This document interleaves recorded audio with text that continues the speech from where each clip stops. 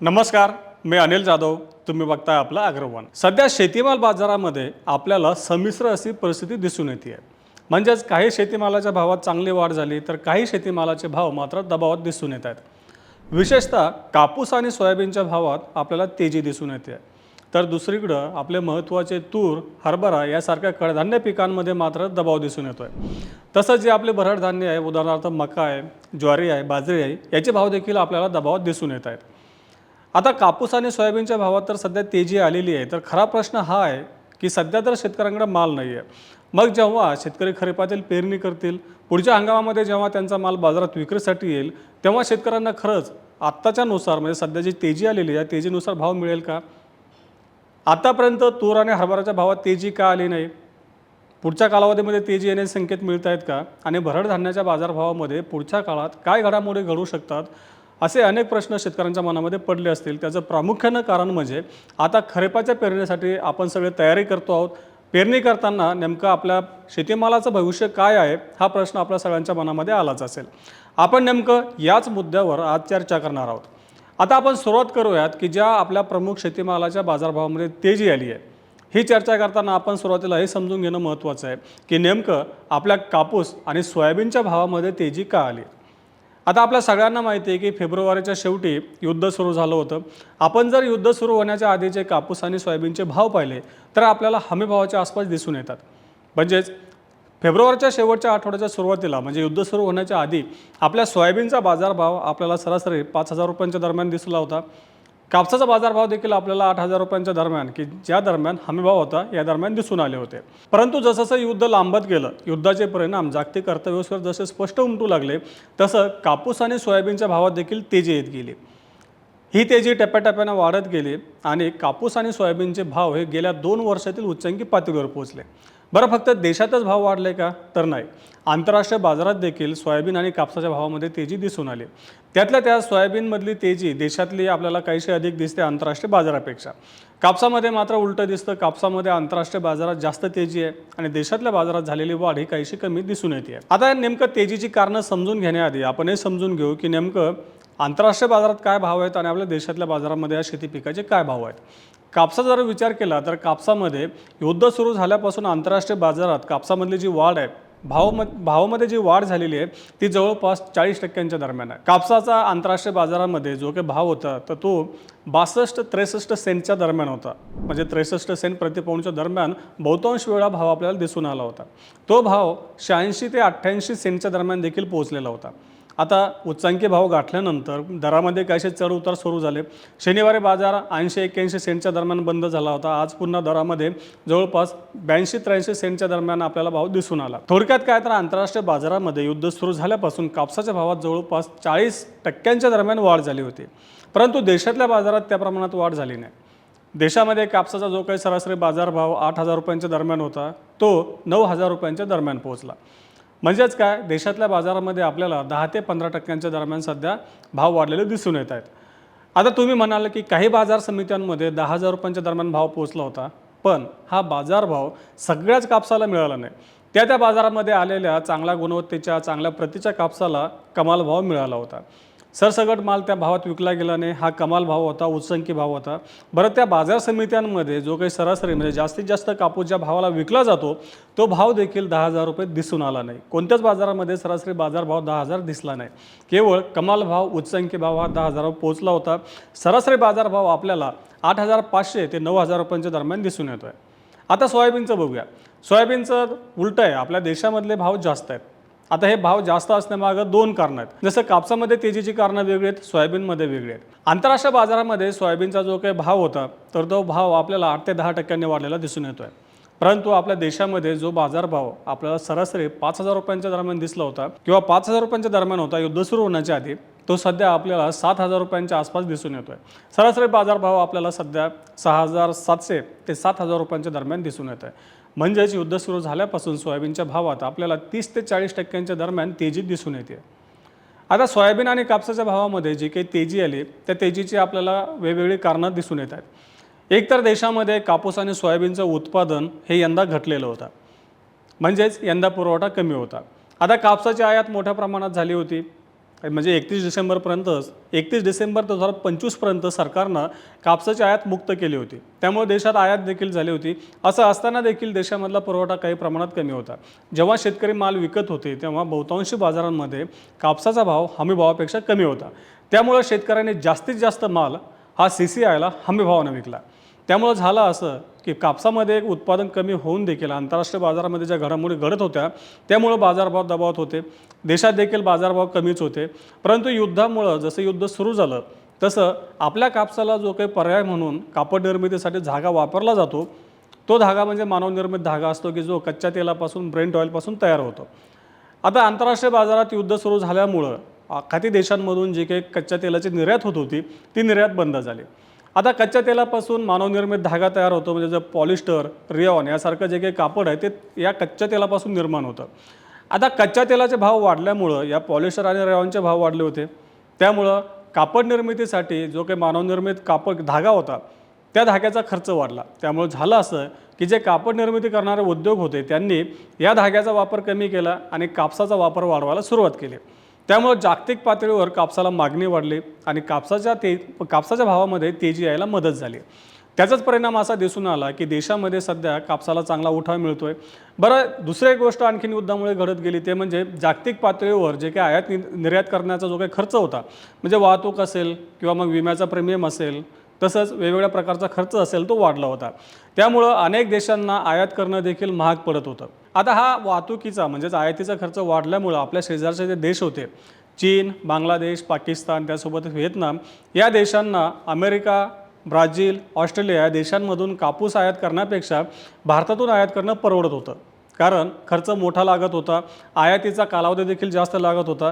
त्यामुळे भारतातून मोठ्या प्रमाणात सूत आणि कापसाची निर्यात वाढत गेली. त्यामुळे देखील आपल्या देशामध्ये कापसाच्या दरवाढीला मदत मिळाली. आणि दुसरीकडं यंदा कापसाचं उत्पादन कमीच झालेलं होतं. आयात देखील झालेली असली तरी सध्या देशातला पुरवठा हा कमीच होता आणि त्याला देशातील कापडाची जी मागणी वाढली होती त्याचा देखील आधार मिळाला. या सगळ्या घडामोडींमुळे कापसाच्या भावामध्ये सध्या तेजी दिसून येते. आता दुसरं जे महत्त्वाचं आहे ते म्हणजे सोयाबीन. आता सोयाबीनचं उत्पादन कमीच होतं हे नव्याने सांगण्याची गरज नाही आहे. आपण सुरुवातीपासून याची चर्चा करत होतो. शेतकऱ्यांना देखील माहिती होतं की यंदाचं उत्पादन कमी झालेलं आहे. अतिवृष्टीचा मोठ्या प्रमाणात फटका बसला होता. देशातलं उत्पादन मोठ्या प्रमाणात घटलं होतं परंतु सुरुवातीला उद्योगांनी हे मान्य केलं नाही. जेव्हा शेतकऱ्यांचा माल बाजारात येत होता तेव्हा उद्योगांनी देशातलं उत्पादन चांगलं असल्याचा अंदाज दिला होता. सोयाबीन प्रोसेसर्स असोसिएशन ऑफ इंडियाचा देखील अंदाज गेल्या वर्षी तुलनेत काहीसा कमी होता. देशातलं सोयाबीनचे उत्पादन कमी असल्यामुळे बाजारातली जशी आवक कमी झाली तसंच सोयाबीनच्या दरामध्ये हळूहळू सुधारणा झाली. सोयाबीनचा बाजारभाव हमीभावाच्या दरम्यान पोहोचला होता. ऑफ सीझनमध्ये म्हणजे जेव्हा बाजारामधली सोयाबीनची आवक एकदम कमी होईल तेव्हा सोयाबीनच्या दरामध्ये चांगली सुधारणा होऊ शकते असा अंदाज होता. अनेक अभ्यासकांनी त्यावेळी अंदाज व्यक्त केला होता. आपल्या ॲग्रोवनच्या प्लॅटफॉर्मच्या माध्यमातून देखील आपण त्यावर प्रकाश टाकला होता. अनेक जाणकारांनी आपल्या प्लॅटफॉर्मच्या माध्यमातून देखील सांगितलं होतं की जेव्हा सोयाबीनची बाजारातली आवक कमी होईल तेव्हा सोयाबीनचा बाजारभाव हा 5,500 ते 6,000 रुपयांच्या दरम्यान पोहोचू शकतो असा अंदाज व्यक्त केला होता. परंतु जोपर्यंत शेतकऱ्यांकडे कापूस आणि सोयाबीन मोठ्या प्रमाणात होता तोपर्यंत म्हणजे बाजारामधली आवक चांगली होती तोपर्यंत आपल्याला हमीभावाच्या आसपासच भाव दिसून आले. जसं आवक कमी होत गेली तसं बाजारभाव काही प्रमाणात वाढत गेले. परंतु नेमकं त्याच वेळी युद्ध सुरू झालं आणि या सगळ्या घटकांमुळे सध्या आपल्याला तेजी दिसून येते. आता तूर आणि हरभऱ्याचे बाजारभाव विशेषतः तुरीचे बाजारभाव यंदा तुरीचे उत्पादन कमी झालेलं आहे. सलग तिसऱ्या वर्षी देशातलं तुरीचं उत्पादन आपल्या मागणीपेक्षा कमी आहे. असं असताना देखील सरकारचं धोरण देशातील बाजारपेठेच्या अनुषंगाने काय राहील याची चर्चा सध्या बाजारामध्ये सुरू आहे. तुरीचे बाजारभाव तसं पाहिलं तर मार्च महिन्यामध्ये सुधारणेला चांगला वाव होता तशी परिस्थिती होती परंतु तसं दिसून आलं नाही. युद्ध सुरू झाल्यानंतर देखील तुरीच्या बाजारामध्ये आपल्याला वाढ दिसून आली नाही. आजही आपल्याला तुरीचा बाजारभाव हमीभावाच्या आसपास दिसून येतोय. त्याला प्रामुख्यानं 2 कारणं सांगितली जातात. एक तर सरकारनं तुरीची आयात ही पुढच्या वर्षभरासाठी खुली केलेली आहे. आयातीवर कोणतं शुल्क नाही किंवा मर्यादा नाही आहे. आणि त्यासाठी दुसरं कारण असं आहे की देशामध्ये तुरीचे बाजारभाव नियंत्रित करण्यासाठी सरकारनं आतापर्यंत वेगवेगळे निर्णय घेतलेले, वेगवेगळे धोरणं आखलेले, त्याचा फटका देशातील उद्योगांनी सहन केलेला आहे. त्यामुळं तुरीमध्ये स्टॉकिस्ट आलं नाही असं अभ्यासकांचं म्हणणं आहे. हरभऱ्याचे बाजारभाव देखील आपल्याला सध्या दबाव दिसून येतात. हमीभावापेक्षा कमी बाजारभाव आहे. त्यासोबतच उडीद, मूग याचे देखील बाजारभाव कमी आहेत. मक्याचं नेमकं काय होतं आहे हे नव्यानं सांगण्याची गरज नाही आहे. मक्याचं उत्पादन यंदा मोठ्या प्रमाणात वाढलेलं आहे. मक्याचा बाजारभाव हमीभावापेक्षा कमी आहे. आता हे झालं आतापर्यंतची परिस्थिती. नेमकं दरवाढीसाठी कोणते घटक कारणीभूत होते, कशामुळे दर वाढले, जर वाढले नाही तर नेमकं कशामुळे वाढलेलं नाही आहे. आता नेमकं पुढच्या कालावधीमध्ये जसं की आपण आता खरीपाची पेरणी करणार आहोत मग या पुढच्या टप्प्यामध्ये आपले जे खरीपातले महत्त्वाचे 2 पिकं आहेत, कापूस आणि सोयाबीन, त्यांचं काय होणार हा प्रश्न आपल्यासाठी महत्त्वाचा आहे. आता सोयाबीनचं जर बोलायचं झालं तर सध्या देशामध्ये सोयाबीन उपलब्ध नाही आहे. सोयाबीनचा साठा खूपच कमी आहे. आता यंदाच्या हंगामात देखील गेल्या हंगामातील शिल्लक साठा खूपच कमी होता. म्हणजे गेल्या वर्षी जे काही सोयाबीनचं उत्पादन झालं होतं, ज्याचा वापर गेल्या वर्षी झाला नाही, तो यंदाच्या हंगामात शिल्लक राहिला, असा साठा कमी होता. आता यंदा उत्पादन कमी होतं, गेल्या वर्षी शिल्लक साठा कमी होता, त्यामुळे पुरवठा कमी झालेला आहे. देशात मागणी चांगली आहे. तर मागणी कशामुळे चांगली आहे? तर केवळ देशामध्ये सोयाबीनला मागणी नाही आहे. म्हणजे सोयाबीनचा वापर केवळ देशातच वाढला नाही, तर सोयाबीनला निर्यातीसाठी देखील मागणी आहे. आत्तापर्यंत मोठ्या प्रमाणात सोयाबीनची निर्यात होत होती. त्यामुळंच देशामध्ये सध्या सोयाबीनचे बाजारभाव आपल्याला टिकून दिसत आहेत. आता इथे एक आणखीन महत्त्वाचा मुद्दा आहे की सोयाबीन आणि कापसाचे भाव नेमके कशामुळे स्थिरवले आहेत. तर कापसाला सध्या जो काही बाजारभाव आहे 9,000 रुपयांच्या दरम्यान, या भावामध्ये मोठ्या प्रमाणात उठाव वाढत नाही आहे. म्हणजे जो काही उठाव आहे तो स्थिर आहे. गरजेप्रमाणे उद्योग कापसाची खरेदी करतायत. सुरुवातीला म्हणजे जेव्हा आपले 8,000चे भाव होते, 8,000 पासून 9,000 पर्यंत पोहोचेपर्यंत ज्या प्रमाणात मागणी केली जात होती, कापसाचा वापर वाढला होता, त्या प्रमाणात सध्या वाढत नाही. त्यामुळं आपल्याला सध्या कापसाचा बाजारभाव स्थिरावलेला दिसतोय. सोयाबीनचं पण तसंच आहे. आता जसं तुम्हाला सांगितलं की सोयाबीनचा वापर किंवा सोयाबीनची निर्यात ही मोठ्या प्रमाणात सुरू होती. जसा सोयाबीनचा बाजारभाव आपल्याला 7,000 रुपयांपर्यंत पोहोचलेला दिसून येतो, त्यानंतर सोयाबीनची मागणी आणि निर्यात सध्या स्थिरावलेली दिसून येते. निर्यातदारांनी सांगितलं की सध्या सोयाबीनचा जो भाव आहे, या भावामध्ये निर्यातीसाठी मागणी कमी येते. त्यामुळे आपल्याला सोयाबीनचे बाजारभाव सध्या स्थिरावलेले दिसून येऊ शकतात. आता पुढच्या टप्प्यामध्ये सध्याची जे काही तेजी आहे की म्हणजे आपला पुढचा हंगामातला माल हातात येण्याच्या आधी कापूस आणि सोयाबीनच्या बाजारामध्ये आपल्याला काहीसे चढउतार दिसून येऊ शकतात. जर युद्ध थांबलं, कच्च्या तेलाचे बाजारभाव कमी झाले, तर कापसामधली तेजी ही काही प्रमाणात कमी होण्याची दाट शक्यता आहे. कारण सध्याची जी काही तेजी आलेली आहे त्याला सगळ्यात मोठा जो आधार मिळाला तो म्हणजे कच्च्या तेलाचा. कच्च्या तेलापासून जे पॉलिस्टर आणि रेयॉनचं कापड तयार होतं, त्याचे भाव वाढल्यामुळे आपल्या कापसाचे भाव वाढलेले आहे. कच्च्या तेलाचे भाव युद्ध थांबल्यामुळे जर पुढच्या काही महिन्यांमध्ये कमी झाले तर निश्चितच याचा आपल्याला कापसाच्या बाजारावरती परिणाम काही प्रमाणात का होईना दिसून येईल. सोयाबीनचं मात्र आपल्याला काहीसं उलटं दिसतंय, कारण देशामध्ये सोयाबीनचा पुरवठा कमी आहे. कापूस आयात केला जाऊ शकतो, कारण सरकारनं आधीच 31 डिसेंबरपर्यंत आयात केलेली आहे. कापसाच्या आयातीवरचं 11% शुल्क काढण्याची मागणी उद्योग करतायत. असं केलं तर आंतरराष्ट्रीय बाजारातून कापसाची आयात होईल असं उद्योगांचं म्हणणं आहे. परंतु सध्या तरी आंतरराष्ट्रीय बाजारामध्ये देशातल्या बाजारापेक्षा कापसाचे भाव जास्त असल्याचं दिसून येतं. पण जर युद्ध थांबलं, आंतरराष्ट्रीय बाजारामध्ये भाव कमी झाले आणि सरकारने आयात शुल्क काढलं तर आयात होऊ शकते. पण सोयाबीनमध्ये असं घडणार नाही. त्याचं महत्त्वाचं कारण म्हणजे देशात नॉन GM सोयाबीनचं उत्पादन होतं. आंतरराष्ट्रीय पातळीवर GM सोयाबीन उपलब्ध असतं. सरकारनं जर समजा सोयाबीनच्या आयातीला परवानगी दिली नाही तर देशातल्या सोयाबीनचा बाजार काही प्रमाणात जरी कमी झाला तरी मोठ्या प्रमाणात कमी होण्याची शक्यता सध्या तरी कमीच दिसते आहे. जेव्हा आपले शेतकरी खरीपामध्ये लागवडी करतील, नेमकं कापसाखालच्या लागवडीचं क्षेत्र किती जाईल, सोयाबीनची लागवड किती होईल, पीक वाढीच्या कालावधीमध्ये पाऊस कसा राहतो, यंदा एल निनो असल्यामुळं आधीच कमी पावसाचं संकट आहे असा अंदाज आहे. एल निनो आता तयार होतोय, म्हणजे एल निनोची निर्मिती तयार झालेली आहे. जर समजा याचा पावसावर परिणाम झाला, पीक वाढीच्या कालावधीमध्ये जर पावसामध्ये मोठा खंड पडला आणि पिकांच्या वाढीवर त्याचा परिणाम होत गेला तर मात्र आपल्या देशांतर्गत बाजारामध्ये आपल्या कापूस आणि सोयाबीनच्या भावाला चांगला आधार मिळते. आता खरीपामधलं उत्पादन घटण्याची दाट शक्यता व्यक्त केली जाते, कारण जर पाऊस कमी पडला किंवा पावसामध्ये मोठे खंड पडले, याचा जर पीक वाढीच्या कालावधीमध्ये जर ताण आला तर निश्चितच याचा उत्पादकतेवरती परिणाम होऊ शकतो.